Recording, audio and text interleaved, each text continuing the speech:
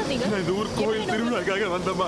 வந்த இடத்துல என் பொண்ணை காண நீங்க தான் உதவி பண்ணணும்மா. என்ன சொல்றீங்க நீங்க? அதான் அந்த அம்மனுக்கு பூஜை பண்ணி 6 கன்னி பொண்ணுங்களுக்கு வெத்தலை பாக்கு கொடுத்தா என் பொண்ணு கிடைப்பான்னு சொன்னாங்க. 4 பேர் கொடுத்துட்டோம்மா. நீங்க ஒண்ணு வாங்கிக்கமா, தயவு செஞ்சு வாங்கிக்கமா. உங்களுக்கு கெஞ்சி கேட்கிறோம்மா. போலீஸ் கம்ப்ளைண்ட் பண்ணுங்க போங்க. அதெல்லாம் உனக்கு புரியாது, வாங்கிக்கோ. இந்தாங்கம்மா, வாங்கிக்கமா. வாங்கிக்கோ.